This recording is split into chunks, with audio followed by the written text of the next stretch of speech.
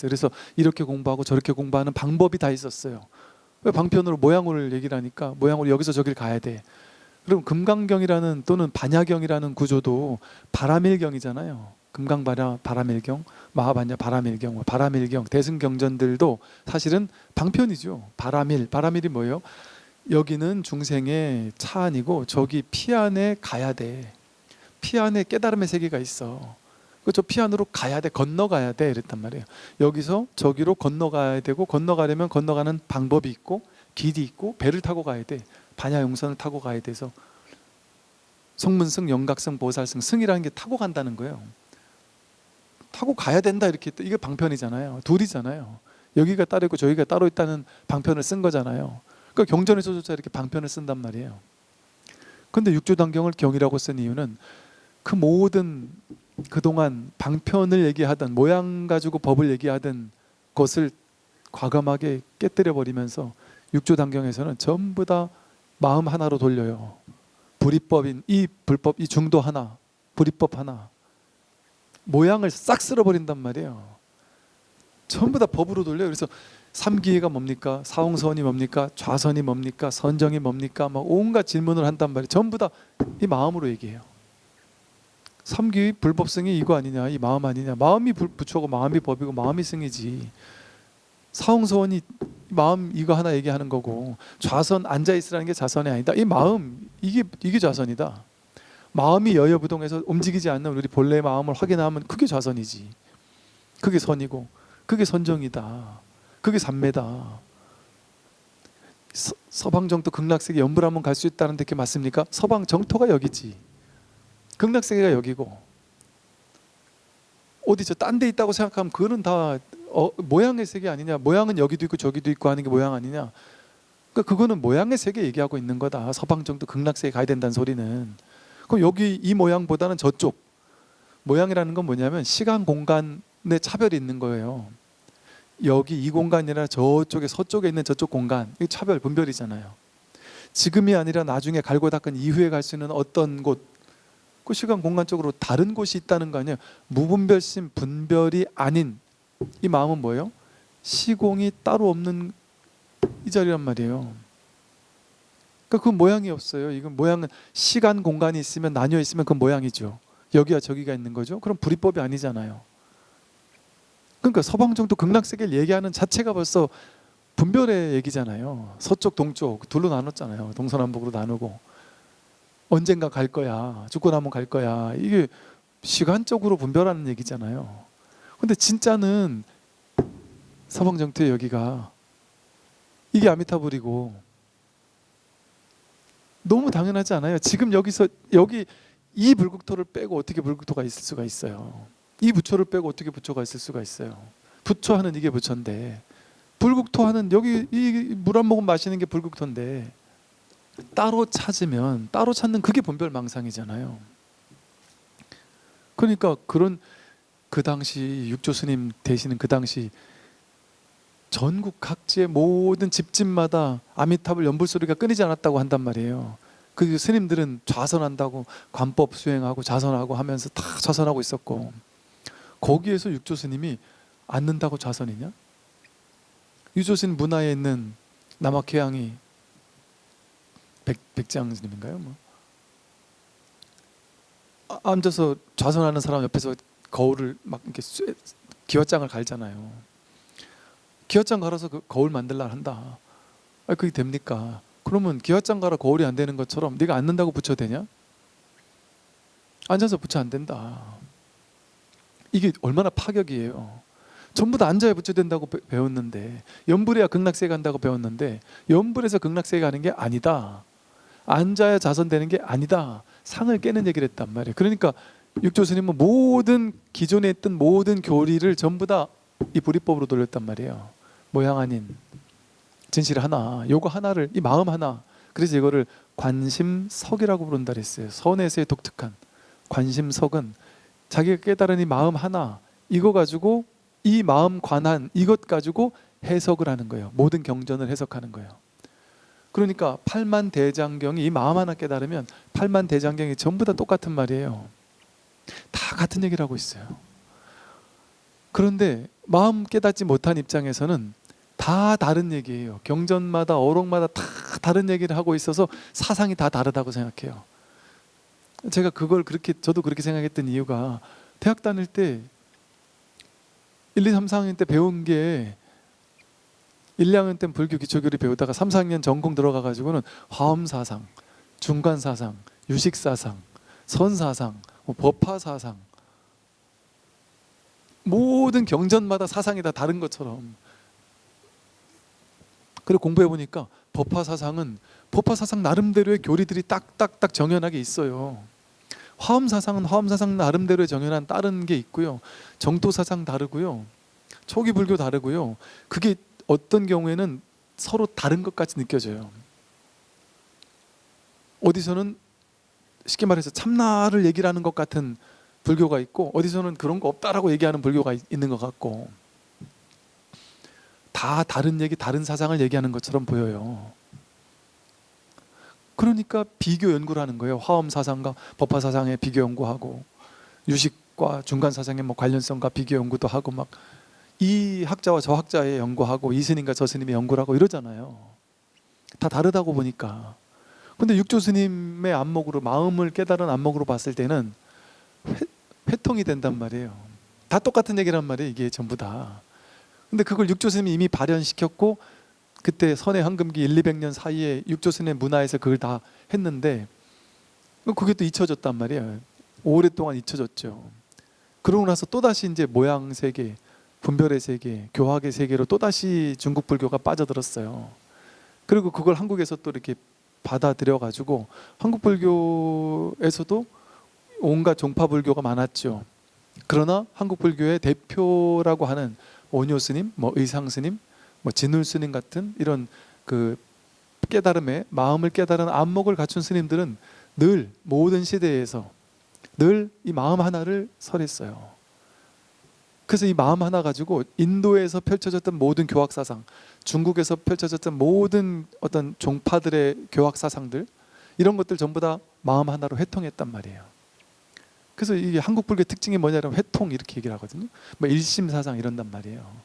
오은효 스님이 일심 하나로 회통한 거예요. 그게 육조 스님이 마음 하나로 관심적으로 써서 전체로 회통한 것과 똑같단 말이에요.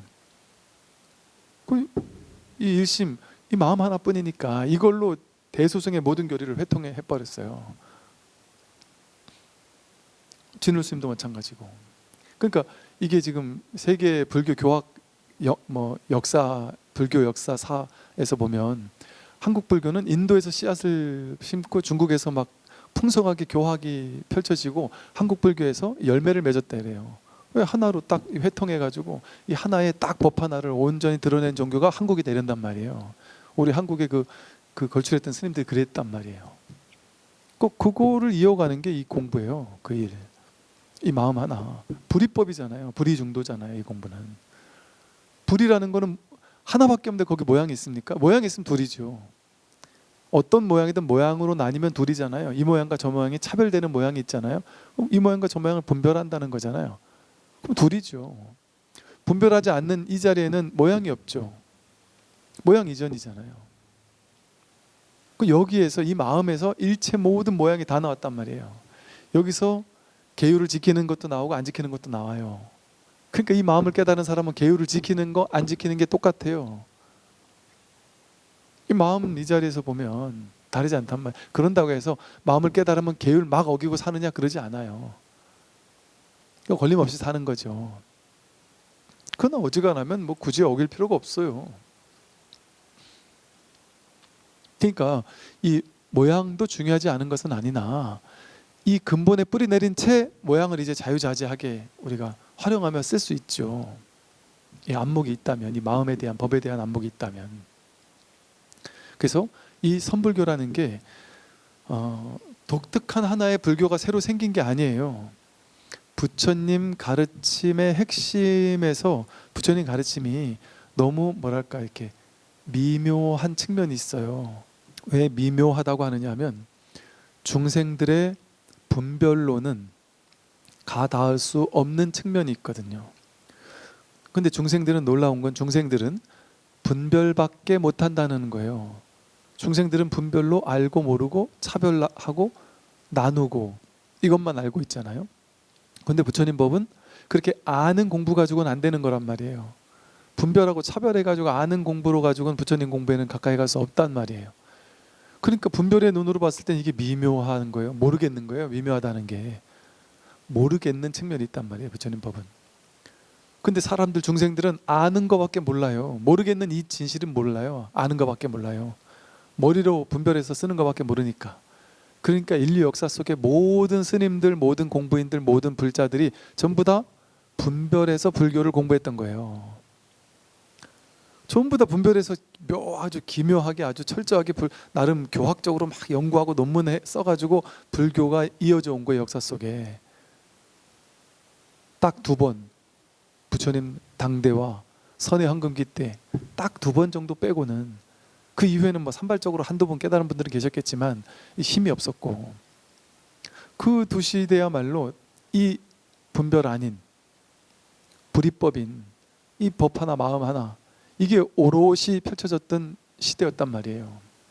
그런데 이 얘기를 제가 이렇게까지 하는 이유가 뭐냐, 그것이 아닌 나머지 시대들 1000년, 2000년 넘게 이어왔던 다른 시대들에서는 전부 다 사람들이 분별로 머리로 이해한 불교, 여기서 저기로 가야 되는 방법론을 만들어내는 불교, 얼마나 많은 스님들이 얼마나 많은 수행의 방법을 만들어냈을까요? 인류 역사 속에서. 제가 20년 전에 처음 이 불법 출가하고 이 공부, 이 불교 쪽에 인연을 맺고 나서 오랫동안 그때 시대마다 이게 뭐 이렇게 주목받는 스님들이 계셨더라고요. 그 스님들이나 그 사찰들이나 뭐 갑자기 이렇게 도심 포교당이 확 붕 뜬다든지 뭐 이렇게 막 이런 게 있잖아요. 그런 것들 저는 나름 유심히 지켜봤었어요. 처음 대학원 갔을 땐 제가 포교학이라는 거를 이제 하려고 포교 전공으로 내가 논문을 쓰려고 준비를 했었거든요. 그런 마음도 있었거든요. 그러다 보니까 그런 게 관심이 있었어요.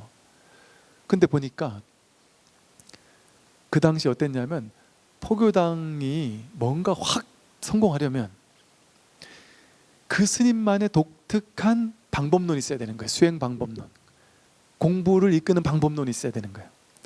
가장 보편적인 게 일단 불교대학 2년 과정을 나와야 돼요. 그 스님이 딱 하는 커리큘럼상 불교 2년을 나오고 끝나면 이제 대학원 과정에서 무슨 이제 경정 과정 어떤 이게 이제 가장 기본이죠. 이렇게 어느 절들도 다 이렇게 했단 말이에요. 근데 거기서 딱 끝나면 그냥 기본적인 사찰이에요. 근데 플러스 한 스푼이 더 있어가지고 뭐 명상 과정, 뭐 수행 과정 같은 걸 만들고, 수행 과정 이제 대학원 과정, 박사 과정 같은 수행 과정에서 실천 과정을 따로 만드는데 그 수행 과정에서 그 스님만의 독특한 수행법, 뭐 초급 과정에서는 연불 뭐 진원을 한다든지, 또 고급 과정에서는 뭐 어떤 걸 윗바사나를 한다든지, 최상위 과정에서는 가나스를 한다든지, 혹은 또 그것도 아니고 막 아주 새로운 뭔가 명상 코스를 만든다든지, 뭔가 이래가지고 이렇게 코스를 계속 만드는 거, 이거 졸업하려면 한평생 다 갈 만큼 이제 많이 만들어 놔야 되는 거예요. 그래야 이게 딱 잡아놓을 수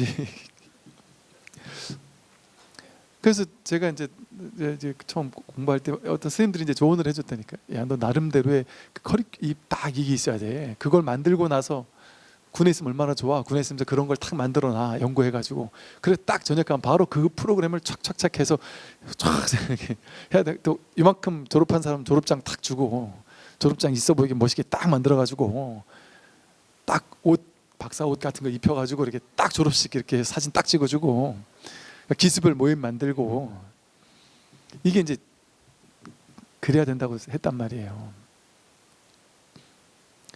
그게 다 모양의 세계잖아요. 그게 다 전부 다 모양의 세계잖아요. 계급이 나뉘는 세계고. 그런데 초기 불교나 불교 교리나 금강경이나 대학원 과정이나 수행이나 연불이나 독경이나 모든 경전, 뭐 법화화엄, 뭐 무슨 대승, 모든 경전이나 전부 다 같은데, 다 같은 하나를 설하고 있는데, 이 마음 하나인데 이게 높고 낮은 게 없는데 어떻게 높은 걸 얘기를 하고 낮은 걸 얘기를 하냔 말이에요.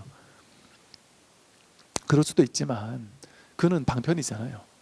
그러니까 또 세상에 많이 그렇게 하는 곳이 있고, 그게 나쁘다는 게 아니에요. 그게 필요한 이유는 그런 방편에서 이렇게 단계적으로 자기의 근기를 성숙해야 되는 사람들이 있어요. 요즘 시쳇말로 업장이 지중해서 내 업장이라는 게 뭐냐, 의식이 트일 수가 없는, 자기 업이 자기 의식이 트이는 걸 막는, 의식이 열리는 걸 막는, 쉽게 말해서 그런 의식이 딱 갇혀 있는 걸 얘기를 해요. 인과응보밖에 모르는 거, 윤회밖에 모르는 거, 이게 둘이 아니다라는 이 사실에 대해서는 꿈도 못 꾸는 의식 수준일 수 있잖아요. 대부분 사람들은 분별의 세계만 이해되는 거죠. 이해되는 거 아니면 아예 받아들이지 못하는 사람이 있단 말이죠. 그러니까 그런 사람들에게는 그런 단계적 공부가 필요해요. 그러니까 그분들은 그분들의 역할이 있는 거예요. 그런데 모든 불교에서 다 그렇게만 하면 또 안 되죠. 그러니까 어떤 괴짜들은 꼭 이렇게, 이런 스님들 같은 괴짜 스님들은 이렇게 있는 그대로 그냥 욕 먹더라도 있는 그대로 얘기하는 분들이 계시는 거예요. 육조 스님처럼. 그러니까 한국 불교가 상당히 풍성한 거예요. 이 자원이. 온갖 방편의 막 기복의 자원부터 온갖 수행법의 대소승의 막 온갖 프로그램들 자원들이 가득하고, 또 그런 것만 있으면 불교가 나아갈 수 없거든요. 큰 스님들 보세요. 큰 스님들 중에는 보면 정말 이 법 하나, 그냥 이 당신 공부 하나, 이거 하나 가지고 그냥 하는 분들이 계신다니까요. 분명히 계세요. 저만 이러는 게 아니라니까요. 많아요. 안목을 딱 갖춰가지고 이걸 계속 얘기하는, 그게 뭐 주류가 아닐 수는 있겠지만, 그래서 어른 선생님들 중에는 저보고, 야, 이 얘기를 하는 것은 역사 속에서 주류인 적이 잘 없는데, 그러니까 대중적인 적이 없는데, 이거 가지고 대중적으로 많은 사람에게 법을 설할 수 있다라는 건 거의 불가능하다고 생각을 해서 극소수만 공부하는 거라고 생각을 했는데, 어이구, 많은 구독자들이 그걸 듣는 사람이 있다라는 게 놀라운 선의 가능성이 있긴 있구나라는 거를 알게 해준 거다, 이러면서 이렇게 격려해 주는 어른 선생님들이 계시거든요. 그래서 그냥 누가 뭐라고 하든 밀고 하라, 이렇게 이게 듣도 보도 못하던 이 어른 선생님들한테만 한 번씩 이렇게 연락이 온 적이 있었어요. 그러면 또 뭐라 그러실래나 해서 이렇게 뵈면은, 이게 다 이 공선에 대한 안목이 있으시면, 이 육조 스님의 안목이, 이 영가행각 스님의 안목이 이게 어떻게 틀리는 안목일 수가 있어요. 우리가 받아들이지 못하는 마음이었을 때 자기식대로 해석했었을 뿐이지. 그래서 여기서 말하듯이 이 불교의 모든 방편은요, 모양을 나타내려고 헛된 일을 하려고 하는 게 아니에요. 열애의 법의 주장자를 친히 본받기 위해서 그 방편을 임시 방편으로 썼을 뿐인 거예요. 그러니까 그 방편으로 공부하는 것 나쁘지 않아요. 근데 그것만이 옳아서 영원히 그것만 할 거야. 영원히 나는 연불 독경 좌선 먼 수행이 나를 도와줬기 때문에, 힘들 때 나를 구제해 줬기 때문에 난 계속 그것만 할 거야, 이러면 안 되죠. 그건 마치 초등학교 수학 선생님한테 수학의 재미를 들여가지고 초등학교 수학 선생님이 너무 좋아요. 그럼 나는 죽어 계속 초등학교 수학 선생님 밑에서 공부할 거예요. 지금 대학원생인데, 대학교 갔는데도 불구하고 초등학교 선생님한테 가서 맨날 더하기 빼기만 배우면서 재밌다고. 그런 것과 뭐가 달라요? 그 어떤 특정 수준에만 갇혀가지고 마음을 열지 못한다면. 그래서 자기의 허물을 자기 스스로 깨야 되는데 자기 스스로 깨지 못한단 말이에요. 그러니까 그런 데서 도반도 필요하고 스승도 필요하고, 요즘같이 이렇게 언론이나 뭐 헬로부타 TV나 뭐 불교 TV나 같이 막 많이 이렇게 오픈된 유튜브나 이런 것들이 있는 게 공부하기가 아주 좋은 것이죠. 왜냐면 다양한 법을 듣다 보면 자신의 안목이 달라지거든요. 그럼 보이거든요. 환히 보이거든요. 자신의 안목이 요만큼밖에 안 되면 저 위에 사람들의 안목이 안 보여요. 일도 안 보여요. 근데 본인 안목이 밝아지기 시작하면 보여요. 그리고 안목은 두루두루 이것저것 들어보다 보면 이게 자기 안목이 높아지게 돼 있어요. 그리고 신기하게 안목은 높아지는 방향으로 흘러요. 제가 가만히 보면 20대 때 처음 불교를 공부할 때 한동안 책에 꽤 오랜 세월 책에 꽂혀 있었기 때문에 서점에 가가지고 하루 종일 있는 시간을 저는 좀 종종 보내곤 했었어요.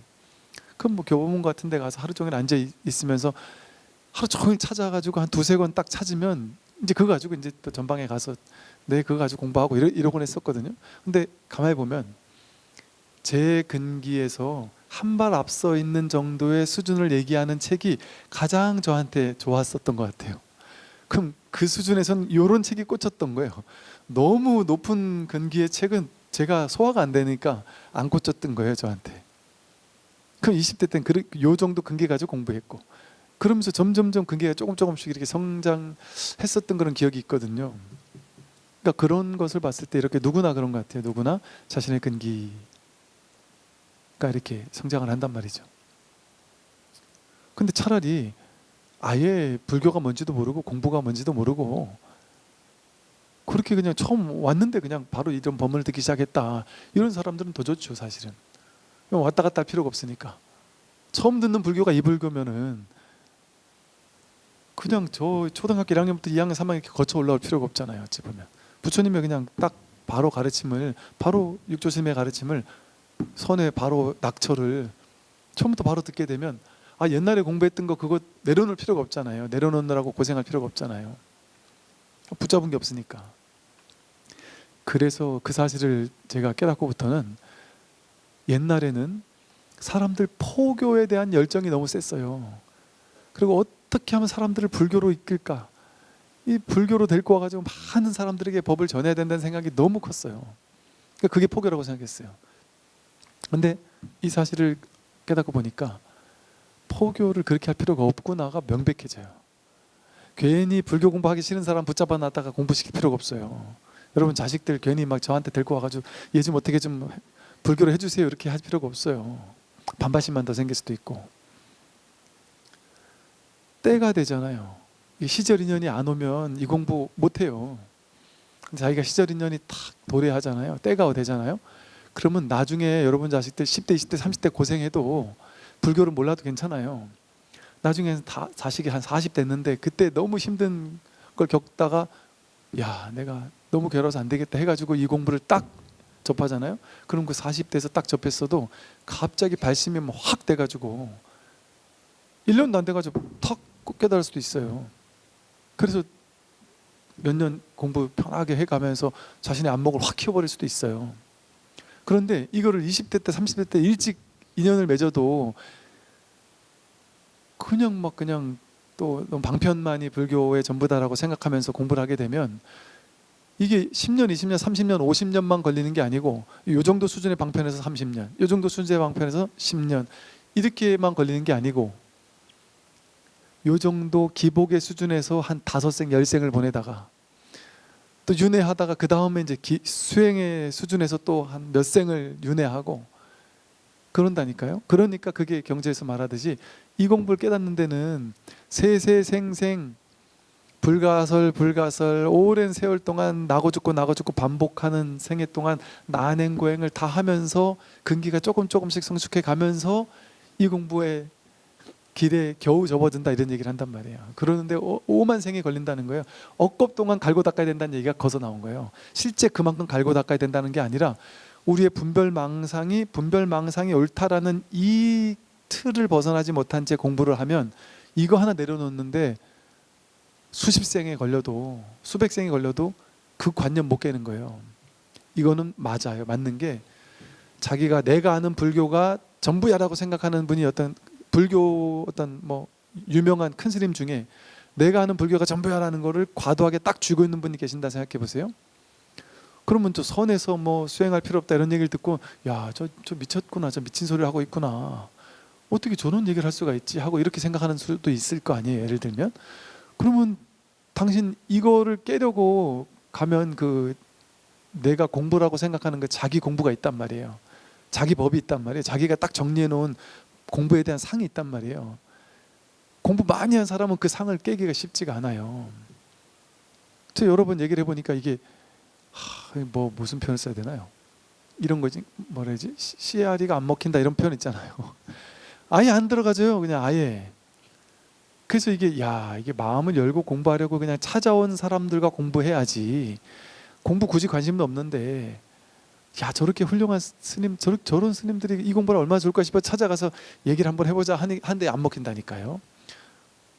오히려 그분이 이런 분도 계셨어요. 저의 잘못된 생각을 어떻게든 바꿔주고 싶다고 저를.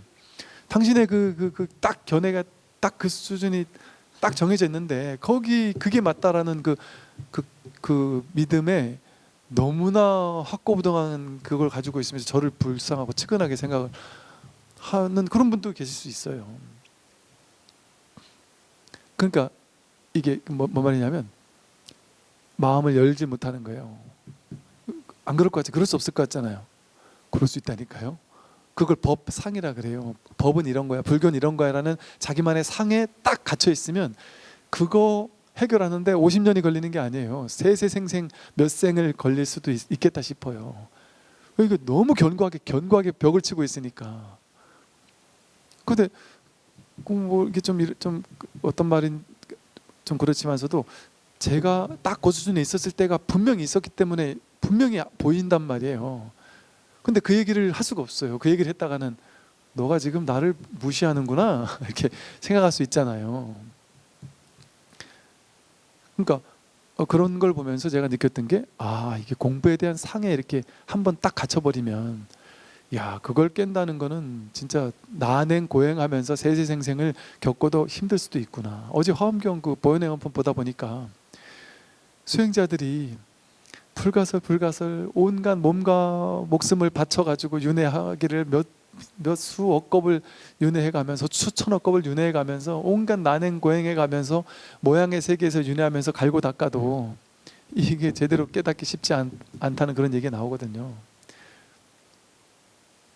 그러나 그렇게 하는 것조차도 수희 찬탄한다 이런 얘기가 나와요. 왜냐면 그들이 잘못됐다는 건 아니에요. 그게 필요한 과정이에요. 그들에게는. 왜냐하면 그만큼 불교는 이런 말 있잖아요. 분별망상이 수미산을 넘는다 이런 말 있잖아요. 본인이 쥐고 있는 그 분별망상이 수미산을 넘으니까 그걸 깨주려면은 수미산을 넘는 아상을 깨주려면 아이고 그 덤프트럭이 도대체 몇 개가 필요하겠어요. 그걸 다 갖다 퍼날르려면. 그러니까 어지간히 뭐 이 법문을 듣고 해도 이게 깨지기 쉽지 않을 수 있잖아요. 그런데 그 또한 본인이 그 위치에 있을 때는 그거밖에 안 보이기 때문에 그걸 어떻게 할 수가 없는 거예요. 근데 본인은 그 업장소멸을 하는 과정 속에서는 그 과정도 필요한 거예요. 그것도 인정해 줘야 되는 거예요. 그래서 그들도 왜 거기서 막 그러겠어요. 이게 최선이라 생각하니까 본인 입장에서는. 그들도 나쁜 놈이 아니에요. 훌륭한 사람이에요. 왜? 발심은 깨달음에 가 있으니까. 그 깨달음 얻고 싶은데 어떻게 할지 모르니까 이것도 해보고 저것도 해보고 막 온갖 거 써보는 거예요. 근데 바른 법을 볼 안목은 없을지라도 또 그게 맞는 말이에요. 아직 방편에 치우쳐 있는 사람조차도 뭐라 할 수는 없어요. 그 사람도 수위 찬탄해야 된단 말이죠. 가만히 생각해 보면 저도 그랬고 우리 모두가 그랬거든요. 우리 옛날에 다 그랬단 말이에요. 이것도 해보고 저것도 해보고 온갖 수행 다 해봤잖아요. 온갖 기도 다 해봤잖아요. 전국 사찰에 뭐 좋다는 사찰 가가지고 철회 정진하면 무슨 공덕이 있을 것 같아서 그것도 다 해보고 온갖 걸 다 해봤단 말이에요. 우리도. 심지어는 공부하는 과정에 저도 뭐 외도라고 불리는 만한 곳에 뭐 어찌어찌 인연이 돼가지고 여기저기 한번 가본 적도 있어요. 또 저기가 도대체 뭘 저렇게 하길래 희한한데 분명히 외도 같긴 한데 뭔가 저기 갔다 온 사람들이 뭔가 막 엄청난 체험이 있다는 거예요. 근데 도대체 뭔 사기를 어떻게 치길래 사람들이 저렇게까지 쉽게 말해 뿅 갈까? 저 도대체 뭔 짓을 하고 있는 걸까? 너무 궁금한데 이거 저 스님 체면에 또 가기도 뭐하고 막 이런 상황 있었어요. 옛날에 한 20년 전에. 그런데 마침 좋은 계기가 있었어요. 이제는 말할 수 있다는데 그때 이제 우리 군에 있는 사람들 중에 몇몇 사람들이 그 단체에 빠져가지고 거기서 막 그냥 막 공부를 하고 있는 그 외도의 단체에 빠져가지고 막 공부를 하고 있는 사람들이 막 사람들한테 자기 막 이렇게 이걸 설명도 하고 이러다 보니까 이 기관에서 봤을 때 저 사람들이 저게 지금 사입인지 아닌지가 판가름이 안 되는 거예요. 듣도 보도 못하는 처음 보는 단체다 보니까 저기 만약에 사입이 잘못된 단체면은 이게 큰일 나잖아요. 그러니까 이게 사입인지 아닌지를 좀 이렇게 좀 알아봐 달라고 판가름해 달라는데 제가 아무리 봐도 모르겠는 거예요.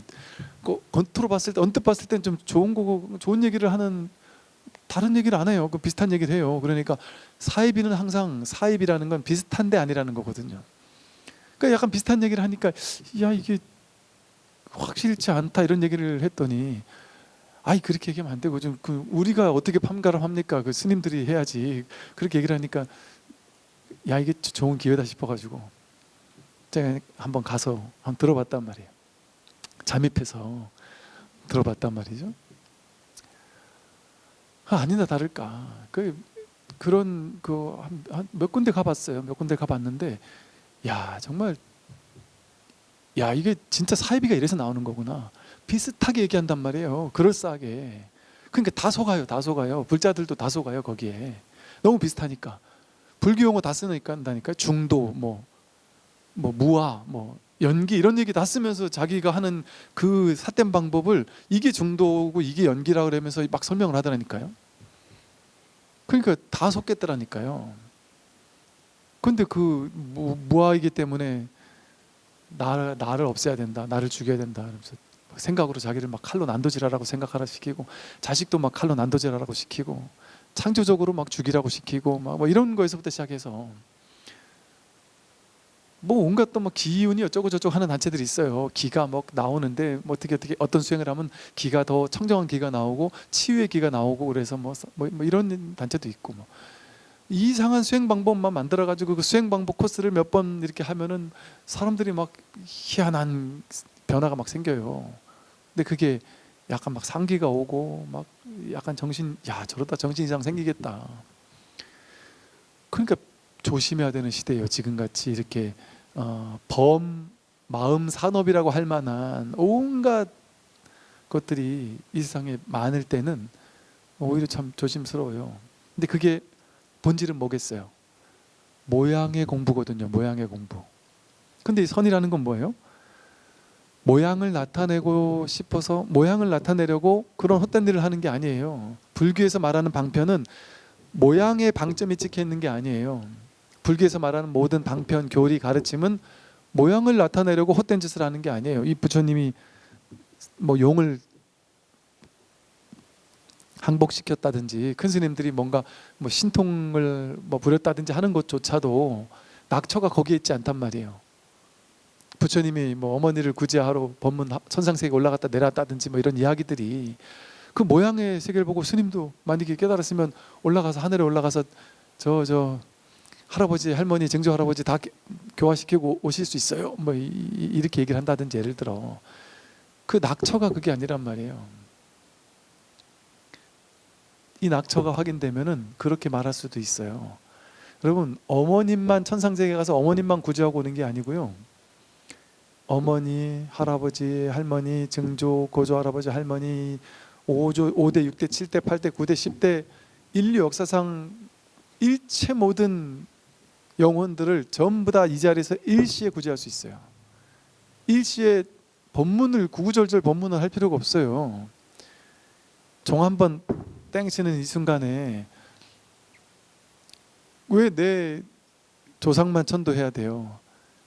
일체 나와 연결되는 일체 그 시공에 있었던 인류 역사 속에 있는 일체 모든 중생을 바로 여기서 구제할 수 있어요.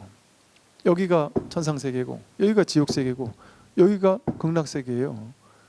여기서 단박에 구제할 수 있단 말이에요. 근데 그런 얘기를 하면 모르니까 모양으로 설명한단 말이에요. 천상세계 가서 어머님을 구제하고 오셨다. 지옥세계 가서 지장보살이 지옥세계 고생하는 사람들도 구제한다. 이렇게 하면 쏙쏙 이해가 되잖아요. 그러니까 그거는 방편으로 낙처로서 모양의 세계를 통해서 설명해 보는 것뿐이에요. 불교 경전에서는. 그러니까 불교 경전에서 나오는 모든 그 신통자제한 이야기들 그런 것들을 모양으로 이해하면 안 돼요. 큰일 나는 거예요. 모양으로 이해하면. 모양 이전에 그 경전에서 왜 그 가르침을 하려고 하는지에 대한 낙처, 귀결점 이게 뭔지. 즉 달을 가리키는 손가락을 볼 게 아니고 손가락은 낙처가 아니잖아요. 모양이잖아요. 이거 모양. 손가락 이렇게 가르쳐도 되고 뭐 이렇게 가르쳐도 되고 뭐 나무작대기 가지고 가르쳐도 되고 뭘로 가르치면 어떠겠어요. 그러니까 이 모양이 중요. 이렇게 가르치는 게 연불, 이렇게 가르치는 게 독경, 이렇게 가르치는 게 무슨 뭐 이렇게 말할 수 있어요. 나무작대기로 가르치는 거는 좌선이고 뭐 이런 식으로 가르치는 모양이 중요한 게 아니죠.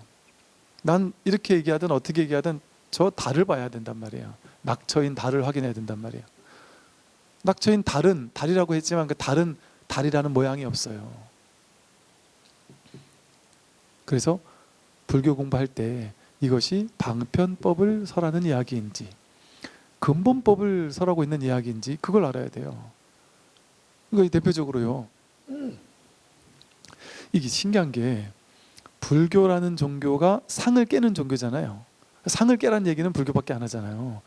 상을 깨, 어떤 상도 가질 게 없다. 왜냐면 모두가 다 하나에 붙으니까 이게 니와 나, 너와 나, 잘났고 못났고 뭐 옳고 그르고 높고 낮고 이런 걸 할 수 없는 걸 가르치는 게 불교란 말이에요. 근데 그 인류 역사의 모든 종교 가운데 불교가 그렇게 가장 모든 상을 깨는 걸 얘기를 하는 유일한 종교란 말이에요. 그런데 불교가 종교적인 그 성직자에 대한 상, 부처님에 대한 상이 가장 잘 발달돼 있기도 해요. 왜냐하면 상을 깨야 되는 걸 상을 너무 잘하니까 상을 활용도 잘하는 것 같아요. 그러니까 중생들을 구제하기 위해서 상을 써먹는 거예요. 그러니까 사실 목사님 신부님들은요, 우리 어디 같이 회의하고 나서 군에 있을 때 목사 신부님하고 같이 이렇게 밥 먹으러 가잖아요. 그럼 사람들 또 이목 있고 그러니까 목사님들 신부님들은 목에 로망카라 하나만 싹 떼고 그냥 가면은 그냥 동네 아저씨 같아요. 그럼 그냥 가가지고 밥 먹고 뭐 그냥 그러는데 아무 문제가 없는 거예요, 그분들은. 근데 스님들은 그게 안 되잖아요. 머리카락도 안 되지요, 뭐 옷도 안 되죠, 뭐 이게 어딜 가도 주목을 받잖아요. 그러니까 그 모양에 뭔가 그 상이라는 것에 뭔가가 있다라고 우리가 착각할 수가 있어요. 그 실제 신도님들이 이 상에 사로잡혀 있어요. 불교처럼 상에 많이 사로잡혀 있는 게 잘 없어요. 왜? 신도님들 자체가 벌써 스님과 우리 제가자는 완전 달라. 선을 명확하게 긋잖아요. 불교를 발전시키려면 스님들이 해야지 우리 같은 신자들이 뭘 하겠어. 깨달음 스님들이 하는 거지 우리 같은 사람이 뭐 하겠어. 우리는 법문이나 들어도 다니면 되는 거지. 승복 입고 머리 깎은 사람이 깨달을 수 있지 우리 같은 사람이 어떻게 깨닫겠어. 이렇게 생각하기 쉽단 말이에요. 상이 너무 확 차별이 돼버리니까, 상으로 구분이 확 돼버리니까. 근데 그게 낙처인 줄 안다면 마음 현상세계에서는 사니까 현상세계에서는 아이고 스님 하고 이렇게 존중하고 할 건 다 하더라도 내가 공부하는 입장에서는 상으로 공부하는 게 아니잖아요. 공부하는 입장에서는 내가 스님인 거예요. 스님이 내가 불법성 삼보란 말이에요. 그 믿음이 없으면 공부 못해요. 뭐 해인사가 됐든 아주 좋은 사찰에서 좋은 조건 속에서 공부하고 있는 스님이랑 여러분이 이 복잡다단한 시장통에서 공부하는 것과 공부하는 조건이 1도 다르지 않아요. 오히려 지금이 공부 여건은 더 좋을 수 있어요. 왜 그럴까요? 공부는 괴로움 속에서 할 수 있는 게 공부예요. 괴로움이 없으면 공부를 못해요. 그것도 적절한 괴로움이 있어야 공부를 해요. 공부가 너무 괴로워도 못하고 너무 편해도 공부 못해요. 그래서 지옥이나 천상세계 같은 데서 공부 못해요.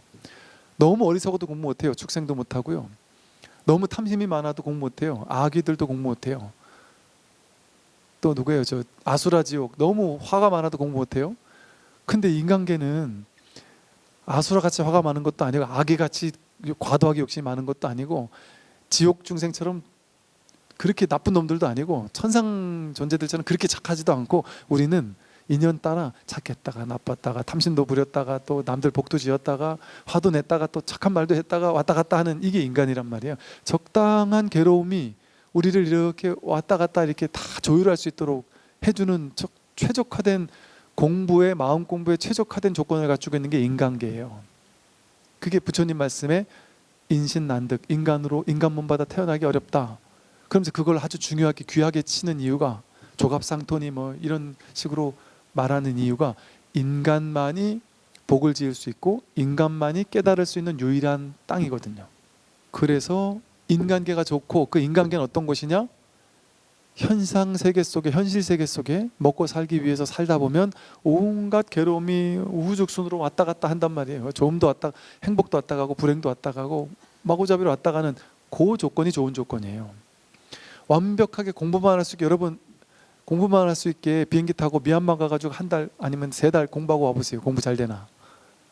그런다고 공부 잘 되는 게 아니에요. 어느 정도 될 수도 있겠지만 그 모양의 세계에서 공부 잘 되는 사람도 있을 수 있겠죠, 그죠?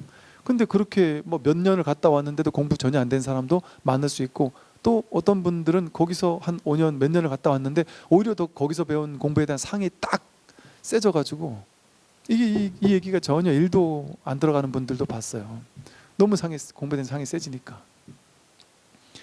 근데 그냥 내 생활하면서 편하게 공부해도 바르게 공부할 수 있어요. 그러니까 어떤 특정한 조건이 있어야만 공부하는 게 아니에요. 제가 우리 스님들이 그런다니까요. 우스개로 중생들은, 신도님들은 아상, 인상, 중생상, 수자상만 조복받으면 돼요. 근데 스님들은 아인, 중생, 수자상 플러스 스님상을 조복받아야 돼서 더 힘들어요. 그런데 아상 못지않게 스님상이 세요. 이 스님이라는, 여러분 스님한테 보셨죠? 스님 대 보면 스님이라는 이 우월감이랄까, 뭔가 이 스님이라는 뭔지 모르는 게, 나는 스님이 하는 그 상이 세다니까요. 그래서 오히려 이제 처음 출가한 5년 10년 차 이내에 있는 스님들일 때 저도 그랬어요. 출가한 지 얼마 안 된 스님들일수록 그 스님이라는 상이 엄청 세요. 좋게 말하면 자부심, 뭔가 내가 스님이라는 이 자부심이 자신만만해요. 저는 그 자부심이 귀신들한테도 자부심이 있었다니까요. 그냥 우스갯소리로 제가 대학 다닐 때 이렇게 대학 다닐 때 자다가 뭐 이렇게 가위눌림 같은 게 있잖아요. 그럼 막 두려워하고 이랬을 거 아니겠어요? 근데 제가 출가를 딱 하고 나서 어느 날, 가위눌림 정도가 아니에요. 제가 그때 느낌에 꿈속에서 오만 귀신이 막 다 달려드는 것 같은 느낌을 받은 적이 있는데, 그냥 내가 딱 출가했을 뿐이에요. 그때 정식 스님당의 행자였어요. 근데 그때 꿈속에서 제가 뭐라 했냐면, 이 미친놈들이 말이지, 어디 스님한테, 어디 절에서 공부하는 스님한테 이런 짓을 하느냐 하면서 소리를 버럭 지르면서 이렇게 깨놨던 기억이 있어요. 그러니까 그만큼 스님이라는 상은 공부하는데 나름 배짱도 세게 만들어주기도 하고 공부에 도움도 어느 정도 또 되는 측면도 있긴 있지만, 그게 그 자신만만함이 이 모양에서 오는 게 아니란 말이에요. 지가 뭔 그 당시 지가 뭔 법이 있어서 그랬겠어요. 그 모양의 세계에서 자기가 자신이 있었던 거죠, 그때는. 그러니까 이 공부는 모양의 세계랑 상관없는 거예요. 그러니까 출제가가 둘이 아니죠. 공부 잘하는 사람, 못하는 사람이 둘이 아니고, 공부 많이 한 사람, 적게 한 사람이 둘이 아니고, 심지어 나쁜 짓 많이 한 사람과 적게 한 사람이 다르지 않아요. 이 공부에서는 이건 무분별심을 공부하는 거잖아요. 분별의 세계에서는 여러분이 어떻게 살았냐에 따라서, 착하게 살았냐 못되게 살았냐, 수행 많이 했냐 적게 했냐에 따라서 차별이 돼요. 근데 이 공부에서는 우리 모두가 완전히 평등해요. 스님이고 제가자고, 심지어 종정과 이제 막 출가한 행자가 동등하다니까. 완전히 동등하죠. 그걸 몸소 보여준 게 육조 스님 아니에요. 요즘 말로 하면 차기 종정 후보, 종정 후보쯤 되면은 큰 절에 방장쯤 되시는 분들일 거 아니에요. 근데 차기 종정 후보로 딱 독보적인 종정 후보인 신수 스님을, 그것도 나이도 지긋하신 신수 스님을, 인제 막 출가해서 정식 스님 계도 안 받은 사미, 20대 청년 사미가, 그것도 출신이 저 탈북민 같은 오랑캐 출신인 그런 사람이 여기 와가지고 정식 6조, 요즘 말하면 종정이 됐단 말이에요. 상하고는 상관이 없는 거예요, 이 공부는, 선은. 그러니까 이 상을 깨면서 등장한 게 선불기온 거예요. 그 전통과 권위를 무너뜨리면서 스님 아니어도 종정이 될 수 있다 이거예요. 쉽게 말하면 행자인데도. 얼마나 파격이에요. 그러니까 이게 파격이란 말이 불교에서 나온 말이에요. 모든 격식, 우리가 맞다 틀리다라고 생각하는 모든 격식을 깨뜨린다. 그게 파격이고, 그게 파사현정이에요. 삿된 것을 깨뜨리면 바른 건 본래 드러나 있다. 네, 오늘 여기까지 말씀드리겠습니다. 손 들어주십시오.